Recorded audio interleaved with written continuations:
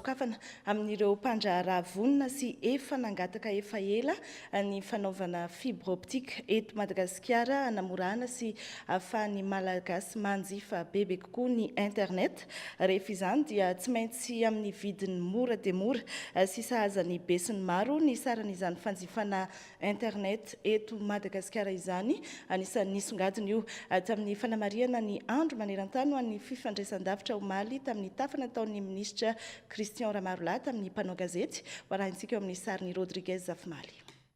Fampidinana ampiany izany dia tsy ny fanjakana no mampidina azy satria izay tsy opérateur fa fangatana natao tamin'ny opérateur mba ahafahany daholo be ny malagasy rehetra mba manana accès tsaratsara kokoa ary mora amin'ny internet.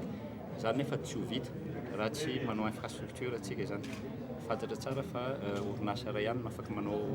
fibre optique aloha teto tamin'ny 2014 izany nisy décret nanome anazy izay izy rehetra manao azy ka izay raha ohatra ka tsy baissé zany raha tsy misy prix miena eto zany dia vonon'izay hanome autorisation ana opérateur hafa hanao fibre optique mba ahafahana misy compétition satria fanjakana tsy afaka midécréter prix tsy izay no manao ny prix any internet na ny prix any télécommunication fa ny opérateur ka ny zavatra ho ataonay dia hoekenay fangatahany opérateur sasany izay nieritreritra fa hanao fibre optique koa dia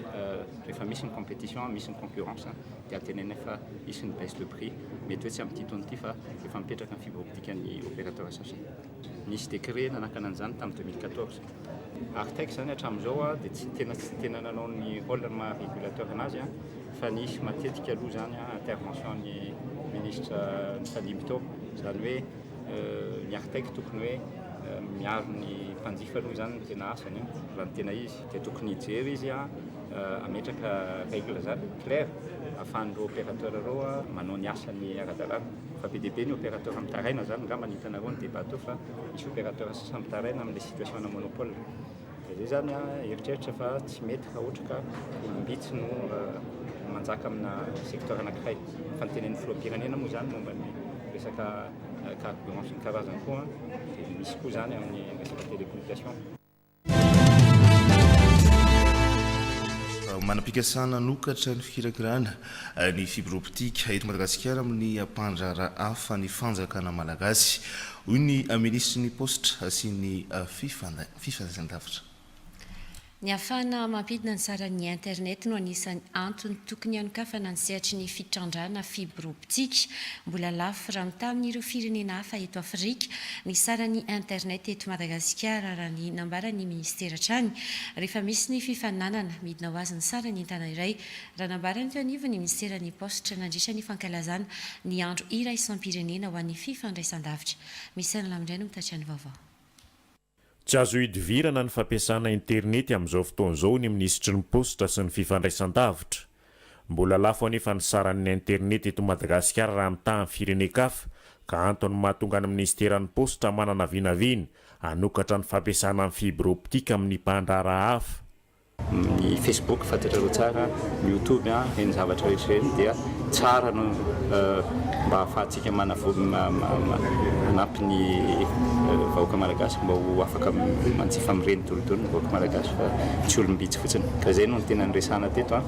izay zany dia mieritreritra fa mbola lafo be ny accès amin'ny internet any amin'ny pays hafa nefa mba efa manomboka azoazo zany dia izay mba nangatahana izay no asa ho ataonay amin'izao. Fantatra tsara fa orinasa iray ihany no afaka manao fibre optique aloha teto tamin'ny 2014 zany nisy décret nanome anazy izay alalana izay izy rehetra manao azy ka izay raha ohatra ka tsy baissé zany raha tsy misy prix miena eto zany dia vonon'izay hanome autorisation ana opérateur hafa hanao fibre optique mba ahafahana misy compétition satria fanjakana tsy afaka midécréter prix tsy izay no manao ny prix any internet na ny prix any télécommunication fa ny opérateur ka ny zavatra ho ataonay dia hoekenay fangatahany opérateur sasany izay nieritreritra fa hanao fibre optique koa dia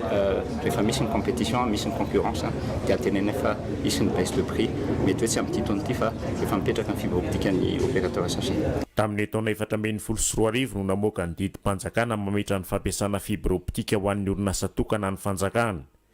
Etsakila ny tokony mipetraka ho mpaneranelana amin'ny orinasa mpifandraisana sy ny mpanjifa ny artec hoy ny ministra. ahafahan'ny orinasa mpifandraisana mifaninana tsara ary misy tamberina eny am'mpanjifa no antony tokony hijoron'ny aritaika amin'ny toerana mampandrindra ny teknôlôjia mpifandraisana azy nakalazaina omalina ny raisam-pirenena ho an'ny fifandraisan-davitra. Andeha raha tsika avy hatrany fanampanazavany ministra ny poste sy ny fifandraisan-davitra momba izany. Dia zay dia midéfendre ny intérêt-n'ny mpanjifa zany no vahoaka malagasy ary fantatrareo fa ny internet zany zay moa no tena resahana androany ary zany na niteny mihitsy tamin'ireo mpandrarah reo hoe ataoko kosa mba tonga ny olona manana accès be kokoa amin'ny internet zany sy mampiena ny prix ndray andro any tsy ho vitaingany zany fa manomboka tsika izao ka ny fanatenako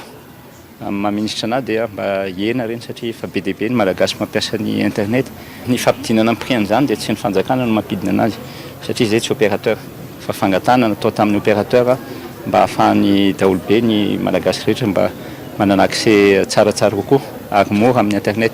zany nefa tsy ho vita raha tsy manao infrastructure atsika zany fantatra tsara fa orinasa ray ihany no afaka manao fibre optique aloha teto tamin'ny 2014 zany isy décret nanome anazy zay alalana zay izy rery manao azy ka zay raha ohatra ka tsy baissé zany raha tsy misy prix miena eto zany dia vonin'izay anome autorisation na opérateur hafa manao fibre optique mba ahafahana misy compétition satria ny fanjakana tsy afaka midécréter prix aritaika zany hatramin'izao dia tsy tena nanao ny rôle maha régulateur anazy fa nisy matetika aloha zany intervention ny ministra ny falimby tao amin'izay fiarovana fanjifana ny olona zay fiarovana mpanjifa zay dia tokony hijery izy ametraka règle zany clair ahafahan'ireo opérateur ireo manao ny asany ara-dalàna.